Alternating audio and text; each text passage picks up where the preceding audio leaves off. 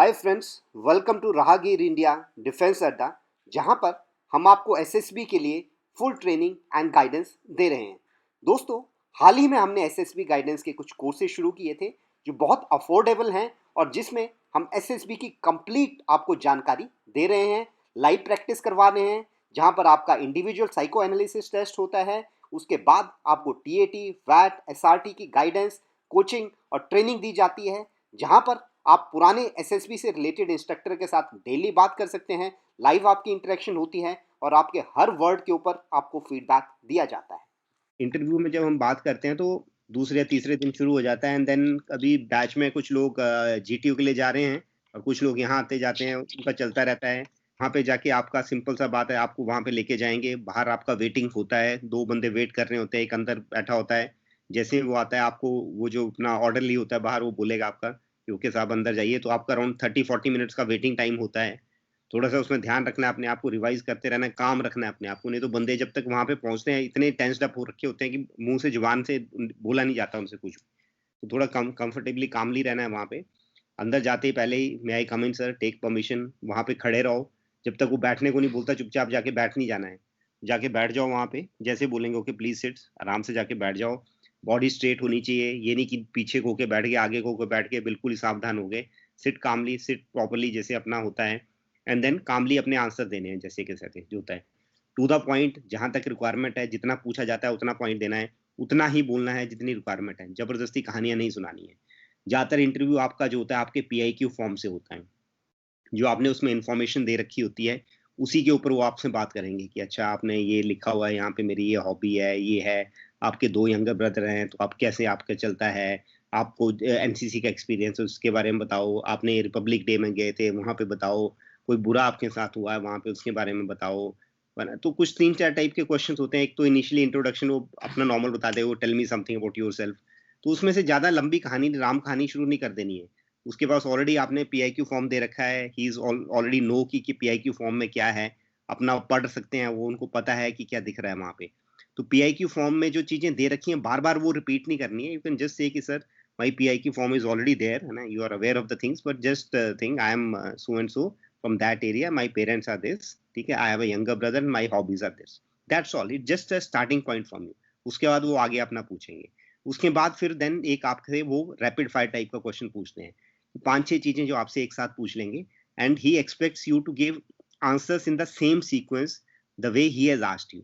बीच में उसमें मिस नहीं करना है, वही चीज ध्यान रखते जाना है कि क्या-क्या उन्होंने पूछा है और वही आपने उनका आंसर करना है। तो हो जाएगा आपका रैपिड फायर क्वेश्चन। फिर बीच में आपके नॉर्मल 2-4 ऐसे क्वेश्चन आपने आ जाते हैं। फिर then he ask you something, he will ask you a stress question. कुछ ऐसे क्वेश्चन पूछेंगे जिसमें आपको कि स्ट्रेस में डाला जाता है रिपीटेडली, कि देखते हो कि आप उसको हैंडल कर सकते हैं, नहीं हैंडल कर सकते हैं। कुछ अनकंफर्टेबल चीजें जो हैं, जैसे कि आपका बाई चांस फैमिली में कोई इशू है तो उसको वो कुरेदने की कोशिश करेंगे। कोई गर्ल है, कोई अगर आपके सोशल इश्यूज में प्रॉब्लम रही है, अगर आपके से लाइकली रिलेशनशिप्स में कोई इशू रखी है, तो वो रिलेशनशिप्स के बारे में पूछना शुरू करेंगे कि किस तरह आपको प्रेशर में डाल के आपसे पूछा जाए कि ओके आपकी सबसे बुरा दिन क्या था, आपका tell me something about most embarrassing, tell me something which your father doesn't like in you, your mother doesn't like in you, आपका tell me something when people didn't cooperate with you. तो उस type के question जो होते हैं जो कि आपको स्ट्रेस में डालते हैं, and then that is the time when you get worked up कि अब मैं क्या करूं, अब क्या नहीं बोलूं, हाथ पांव सूज जाते हैं, तो वो बहुत इंपॉर्टेंट होता है। उसके बाद देयर आर सर्टेन थिंग्स जो हम आपकी पर्सनैलिटी से चेक करते हैं कि are you actually true to that thing और नॉट। जैसे कि अगर आपने हॉबी लिखी है या कोई इंटरेस्ट लिखा है, if you say कि my hobby is reading books and I tell you कि okay give me the name of 5 leading writers of this thing, or what is the genre you read, अगर तुम बोलते हो कि okay I read novels, or I read say history, or you say I read detective novels, and he'll ask you okay give me the five top detective novels of the century, और अगर आप ढूंढना शुरू हो जाओगे, आप चेतन भगत उसमें बोल दोगे, तो देन यू नो कि मतलब he knows you are such a shallow person. तो अगर आपकी हॉबी है कोई चीज़ के बारे में है, तो आपको उसके बारे में पता होना चाहिए। लिटरेचर पढ़ते हो तो लिटरेचर के बारे में पता होना चाहिए। अगर म्यूज़िक की बात कर रहे हो, जिस म्यूज़िक के बारे में आप बात कर रहे हो वो पता होना चाहिए। कोई अगर बोलता है मेरी हॉबी डांसिंग है, तो आपको उसमें परफेक्शन होनी चाहिए। कोई बोलता है मेरी हॉबी सॉकर है, या मेरे को आई लव वॉचिंग सॉकर, तो आपको पता होना चाहिए कि सॉकर के कौन से टूर्नामेंट्स होते हैं, इंग्लिश प्रीमियर लीग क्या होता है, यूरोपियन लीग क्या होता है, कहाँ पे क्या होते हैं, which players are the one which are leading there. So वो सारी चीज़ें आपने ध्यान में रखनी है कि जो आप बोल रहे हो, जो आपने लिखा दिया वहाँ पे लिखा हुआ है, you should be perfect in that.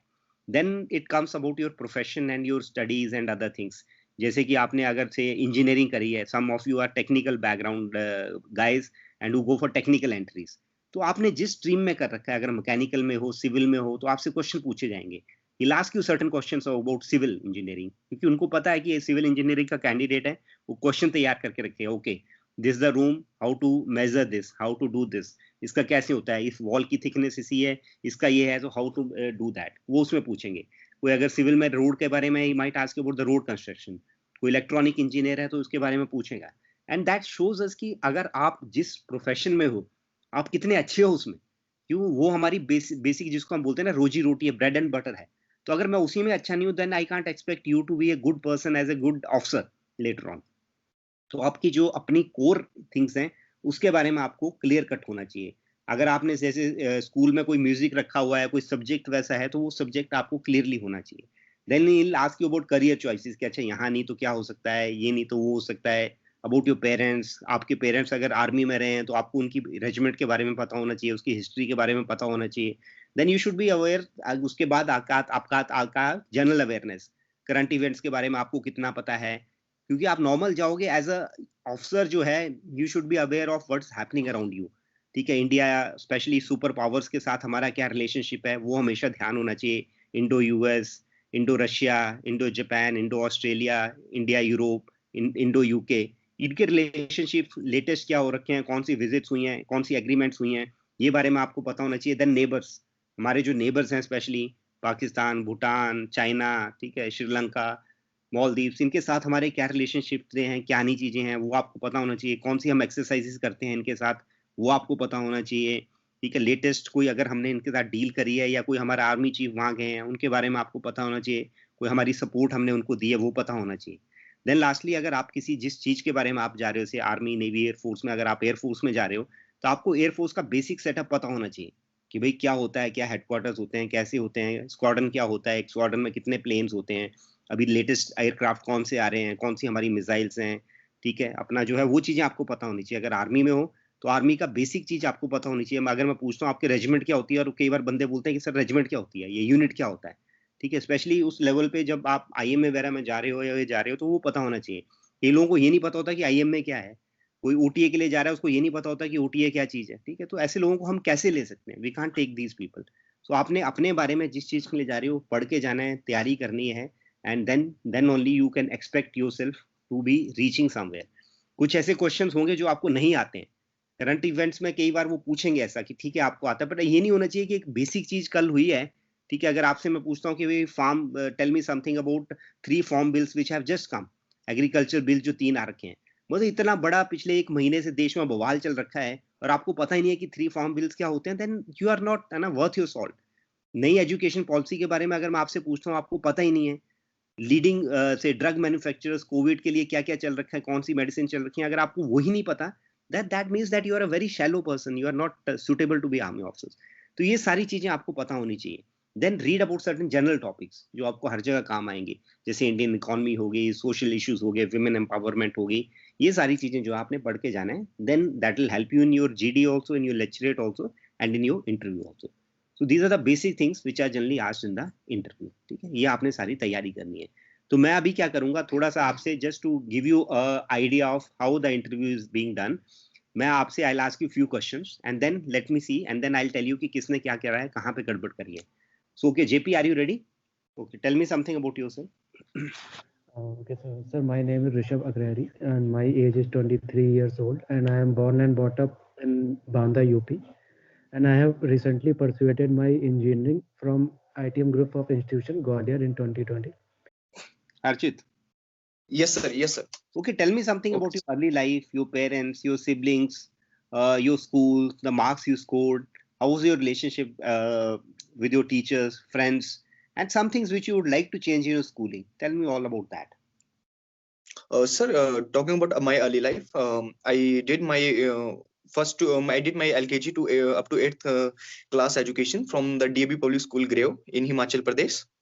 Except 4th and 5th that I did from in Army Public School, Firozpur, Kent. Talking about, I have, sir, one sibling who studied in class 10th in Army Public School, Delhi, Kent. My father is an army, and my mother is housewife.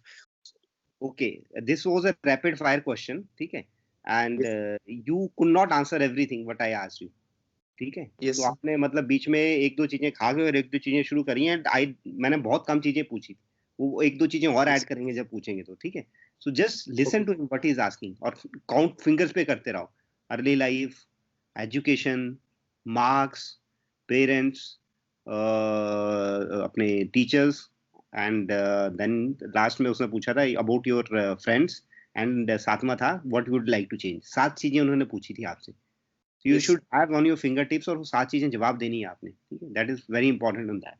Okay, JP, tell me Yes. something about why do you want to join, why do you want to become an officer? And why did you decide now? What were you doing since last so many years? Why after so many years you thought Hello. of joining as an officer? Sir, every human has natural desire to rise high in life, so I do, sir. And it would also help my social and economically. And I had far-fetched thought it would also help my children to give good education, and I can discharge my duty in a better manner. And sir, sir, actually, when I joined army, I don't have that much of good personality, sir, to become an officer, and so I joined. And my economic background was not good. Uh, I belong from farmer family. My father was in army, sir, but he served only 10 years. After that, he got martyred, and after that, I joined in a boys hostel, sir, and I did not get that much of environment to become an officer. And after joining army, sir, slowly I developed myself and seen some officers, some soldiers who become an officer, and I get motivated by them. And finally, I now reached that I know that I have built my personality to become an officer. Now I have the ability to do and know some little bit about that. So I want to become an officer, sir.